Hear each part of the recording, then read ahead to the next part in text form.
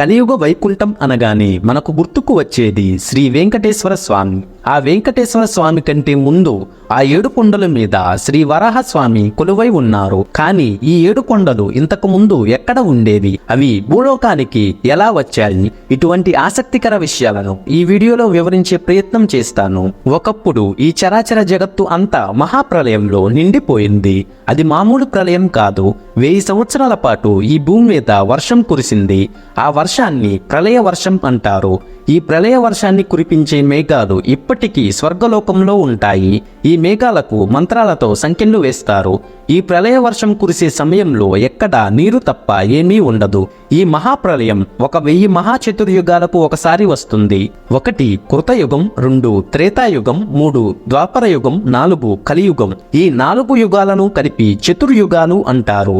ఈ మహాప్రళయం అయిపోయాక బ్రహ్మదేవుడు తామర పువ్వులో నుండి నిద్రలేచి భూమి ఎక్కడ ఉంది, ఎలా సృష్టి చేయాలి అని ఆలోచించాడు. ఆ కాలంలో సృష్టి చేయటానికి శ్రీ మహావిష్ణువును భక్తితో ప్రార్థించాడు. నాకు భూమి కనిపించటం లేదు, ఎక్కడ నీరు తప్ప భూమి కనిపించటం లేదు అన్నాడు. అప్పుడు విష్ణువు భూమిని నీకు ఇస్తాను, కానీ దానికంటే ముందు ఎక్కడైనా జీవించే శక్తి ఉండే కొంతమందిని సృష్టించు అని విష్ణువు బ్రహ్మతో చెప్పాడు. అప్పుడు బ్రహ్మ మనువులని, ప్రజాపతుల్ని, మానసపుత్రుల్ని సృష్టించాడు. బ్రహ్మగారి మనస్సు నుండి పుట్టారు కాబట్టి బ్రహ్మ మానసపుత్రులు అన్నారు. నారదుడు, దక్షుడు, సనకుడు, సనందనుడు, సనత్ కుమారుడు, సనత్ సుజాతుడు వీరంతా బ్రహ్మ మానసపుత్రులు. వీరంతా పుట్టాక కశ్యప ప్రజాపతి నుండి హిరణ్యాక్షుడు, హిరణ్యకశిపుడు పుట్టారు. వీరిలో హిరణ్యాక్షుడు భూమి పాతాళంలో ఉందని తెలుసుకున్నాడు. భూమితో ఆడుకోవటం మొదలుపెట్టాడు. అది చూసి లోకశ్రేయస్సు కోసం బ్రహ్మదేవుని ముక్కు రంధ్రాల గుండా ఒక శ్వేతవరాహం రూపంలో విష్ణువు బయటకు వచ్చాడు. వచ్చి రాగానే ఆ హిరణ్యాక్షుడితో ఘోర యుద్ధం చేసి సంహరించాడు. గోళాకారంలో నల్లగా బురదలో ఉన్న భూమిని వరాహస్వామి తన కోరలతో పైకి ఎత్తాడు. ఏ ఆధారం లేకుండా ఉన్న భూమిని సముద్రంలో మునిగిపోకుండా తన శక్తితో వరాహస్వామి నిలబెట్టాడు. తర్వాత వరాహస్వామి బ్రహ్మతో నీ సృష్టిని ప్రారంభించు అని చెప్పాడు. సృష్టి ప్రారంభం జరిగాక వరాహస్వామి గరుత్మంతునితో, ఓ గరుడా, ఈ భూమి నీటిలో మునిగిపోయింది, దీన్ని పైకి తీసుకొచ్చి రక్షించాను. కానీ ఇప్పుడున్న నా ఈ ముఖం ఇంతకు ముందులా లేదు. ఇంతకు ముందు పరమ సౌందర్యంగా ఉండేది, కానీ ప్రస్తుతం ఇది నా వరాహ రూపం చాలా భయంకరంగా ఉంది. ఇప్పుడు నా రూపం ఇలా ఉంటే గరుడా, నువ్వు కూడా నన్ను చూసి భయపడతావు. నా భార్య లక్ష్మీదేవి కూడా నన్ను చూసి భయపడుతుంది. కాబట్టి గరుడా, ఇప్పుడు నేను వైకుంఠానికి రావాలి అని అనుకోవటం లేదు. కొంతకాలం భూమి మీదే ఉంటాను. భూమి మీద ఉండటానికి నాకు ఒక కొండ కావాలి.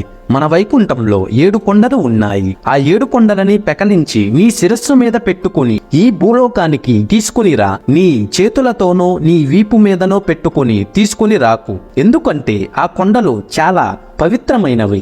ఆ కొండలకి వైకుంఠంలో శ్రీపర్వతం, శేషశైలం, గరుడాచలం, వెంకటాద్రి, నారాయణాద్రి, వృషభాద్రి, వృషాద్రి అని పేర్లున్నాయి. ఈ సప్తగిరులను తీసుకునిరా. నేను సువర్ణముఖి నదీ తీరంలో ఉంటాను. అక్కడికి నీవు వచ్చాక నేను చెప్పిన చోట భూమి మీద పెట్టు. అవి భూమిలోనికి పాతుకొని పోతాయి, ఇరుక్కుని ఉంటాయి. కలియుగాంతం వరకు ఆ 7 కొండలు అక్కడే ఉంటాయి. నేను అక్కడే ఉండి భక్తులను అనుగ్రహిస్తాను అని గరుత్మంతునితో వరాహస్వామి చెప్పాడు. వెంటనే గరుత్మంతుడు తనకున్న వేగంతో వైకుంఠానికి వెళ్ళాడు. లక్ష్మీదేవికి నమస్కరించాడు. అమ్మ, శ్రీహరి వరాహ రూపం ధరించి భూమి మీద కొంతకాలం ఉండాలని అనుకుంటున్నాడు. అందుకని ఈ వైకుంఠంలో ఉన్న 7 కొండలని పెకదించి శిరస్సు మీద పెట్టుకుని తీసుకురమ్మన్నాడు. నువ్వు ఆయన రూపాన్ని చూస్తే భయపడతావు అమ్మా అన్నాడు. దానికి అమ్మవారు కొంచెం నవ్వి, స్వామివారు నన్ను అంత సామాన్యంగా చూశాడా? ఆయన అందమైన రూపంలో ఉన్నా, వికృత రూపంలో ఉన్నా, ఏ రూపంలో ఉన్నా నేను ఆయన భార్యని. ఏది ఏమైనా నేను ఆయనతోనే ఉంటాను. మా స్వామి భూలోకంలో ఉంటా అంటున్నాడు. ఆయన కోసం నేను భూలోకానికి వెళ్తాను. గరుడా, ఈ కొండల్ని నీ శిరస్సు మీద పెట్టుకో, అప్పుడు నేను ఆ కొండల మీద కూర్చుంటాను అని చెప్పింది. ఇంతలో నీలాదేవి అక్కడకు వచ్చింది. లక్ష్మి, నీవు లేకపోతే నేను ఎలా ఉంటాను? స్వామితో పాటు నేను అక్కడే ఉంటాను, నేను వస్తాను అని చెప్పింది. వెంటనే శ్రీదేవి, నీలాదేవి ఆ 7 కొండల మీద కూర్చున్నారు. ఆ కొండలని గరుత్మంతుడు తన శిరస్సు మీద పెట్టుకుని అక్కడి నుండి మహావేగంగా భూమి మీదకి వచ్చాడు. సువర్ణముఖి నదీ తీరంలోని ఉత్తర భాగంలో ఈ కొండలని ఉంచు అన్నాడు వరాహస్వామి. ఆ కొండలే ఇప్పుడు తిరుమలలో మనం చూస్తున్న 7 కొండలు. వైకుంఠం నుండి భూలోకానికి స్వామివారు గరుత్మంతుని ద్వారా ఈ భూలోకానికి తెప్పించారు. ఆ కొండలని కిందికి దించాక లక్ష్మీదేవి, ఇంత అందంగా ఉన్నావు, అందంగా లేవు అంటావేంటి స్వామి అని వరాహస్వామిని అడిగింది. నీవు నన్ను విడిచిపెట్టి ఉండలేవు దేవి.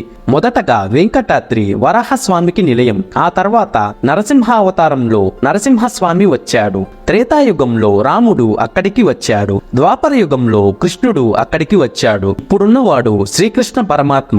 ద్వాపర యుగం చివరిలో శ్రీకృష్ణుడు శరీరాన్ని విడిచిపెట్టి ఆ శరీరాన్ని స్వయంగా వెంకటేశ్వర విగ్రహంగా మార్చుకున్నాడు.